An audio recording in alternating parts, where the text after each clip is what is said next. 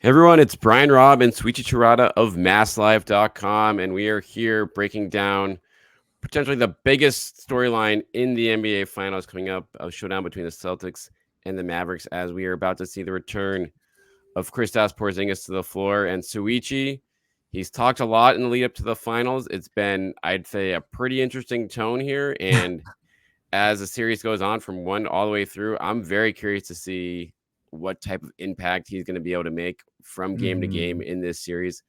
What's your feel just on his like the tone he's come out with and what you've seen, the very little we've seen of him, getting ready for this series right now? Yeah, it seems he's a little just nervous, and I think that's very like raw and real in some ways, right? Like it seems like Kristaps is kind of like that, right, B-Rob? Like I remember his opening or his introductory press conference with the Celtics. Like I believe the question was like, "Hey, Kristaps, like how do you think you're going to look in the playoffs?" Like, right? I think he only had 9 playoff games before this season or something like that. And he was like, "Yeah, we'll see. I don't know. Like it has been a rough time for me." So I think it's like very it's rare in the sense, right, B-Rob? Like in Do pro you find that sports. refreshing Yeah, that he's I being kind of honest? do.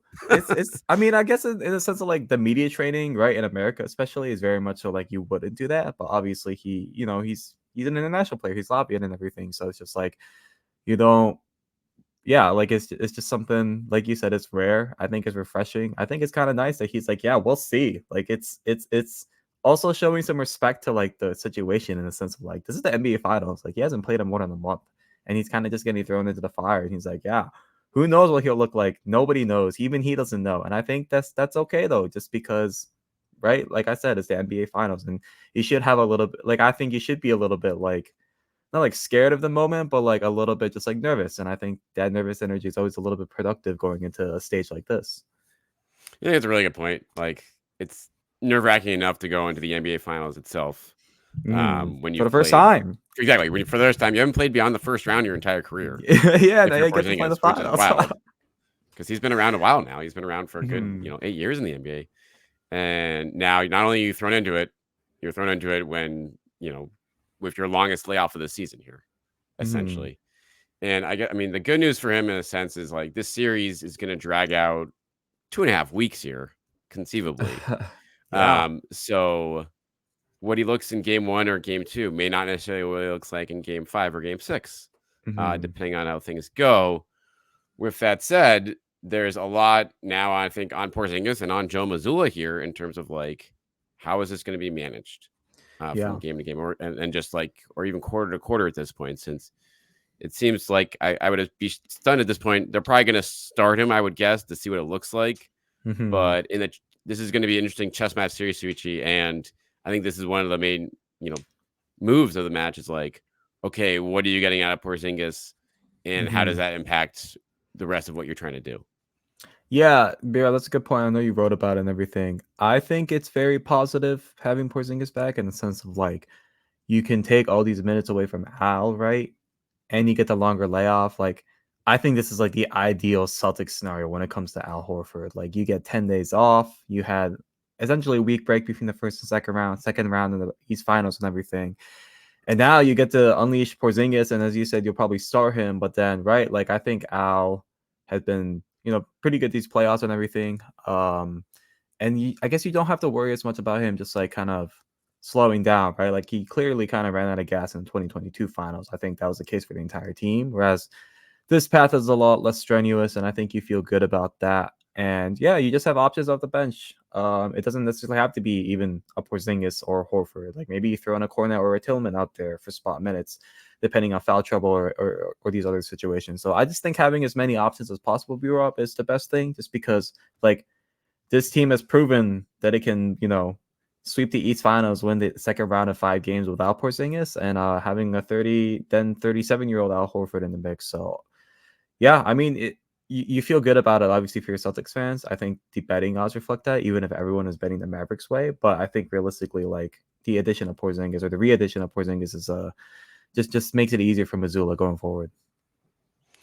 Where do you see Porzingis like defensively in this series coming in? Like, assuming he is Yeah, good good to question. go, um, Hmm. where do you put him game to game, Hmm. and how much are you willing, to switch with him, or are you in the mindset of being like, you go with what got him you here with a lot of the drop coverage, and you Yeah. learn to live with it, and you just hope that Luka and Kyrie are not, Hmm. firing all cylinders. Yeah, I feel like that is the case, right? Like as you're asking that question, B-Rob, I'm kind of like, how much drop coverage you want to use this series?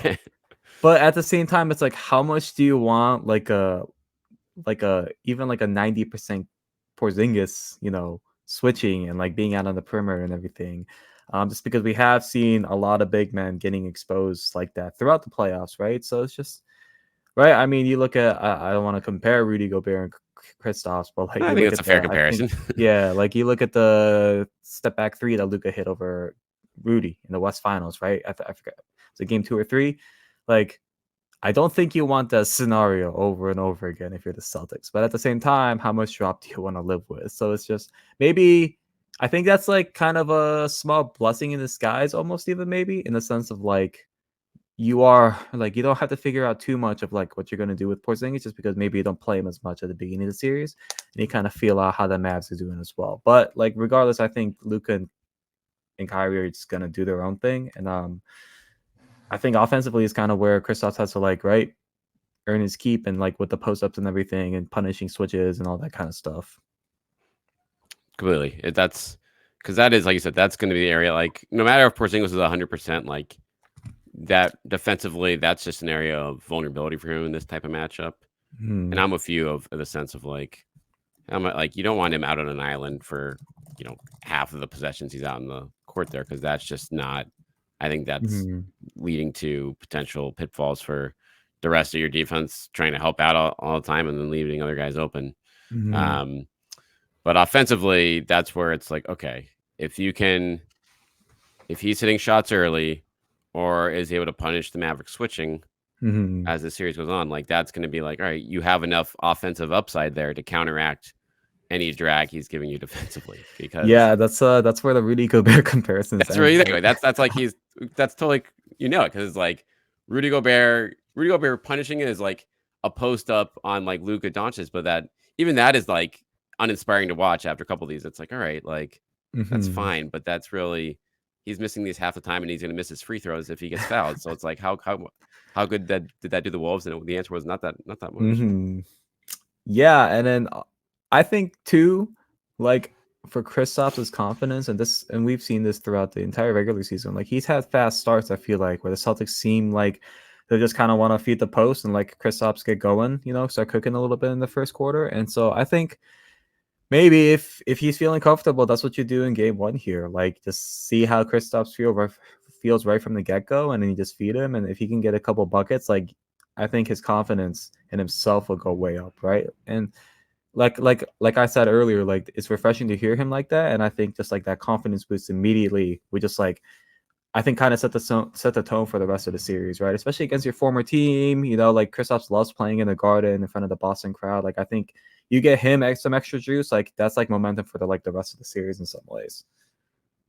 Yeah, I think it's a really good point. Like that's something that the the entire starting five and Joe Mazzulla can like, all right, let's draw some stuff out from out of the gate. Let's see what we have, and like you said, get that confidence level up, because when you're coming off the long layoff, that and Hmm.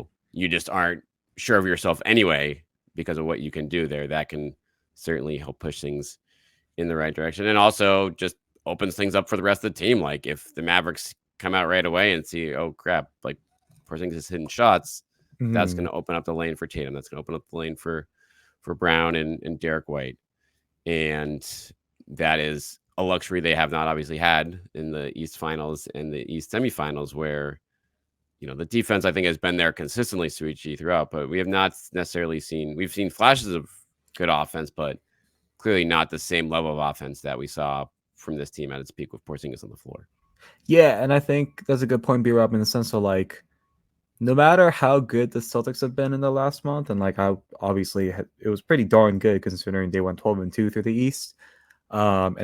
Despite the injuries and all that, like we saw this being up. Like the Celtics are at their best with Porzingis on the floor. Like what he brings on both ends of the court, I thought was super valuable. Like when, like, as you said, like at their peak, it was just like a different right? Like it's a matchup nightmare. Like, what do you do with Kristaps Porzingis posting up one of your smaller guys, but then you have Jason and Jalen, and I really like what the Celtics have been able to do with Derek and Drew, like a couple of combo guards. Like they don't necessarily always have to play point guard as like the pure point guard, I guess. So that's just so many cooks. And like the kitchen is apparently big enough that the Celtics can manage all of this, right? So yeah, like that's kind of the thing I think should excite Celtics fans. Like this is like Kristaps, you don't like he ended up being like the luxury addition of the offseason in the sense of like, sure, maybe the Celtics can't get to the finals without him, but like him being a part of it is like why your favorite, I think, to win banner number 18 and all these good things that they've talked about for the past few years. It is that luxury has arrived. How ready it is? If is it brand new and ready to go, or is it got a little some few scuffs on it? Well, we're gonna find out. But Souichi Terada and myself, Brian Robb, along with many other, will have you covered all series long at MassLive.com. Make sure you check out our coverage there of Game One throughout the whole series of the Porzingis storyline. Kyrie, Luka, Tatum, Brown. There's so much to cover, Souichi. We're gonna be all over it. And thanks for listening, guys. We'll be checking back in throughout the series here.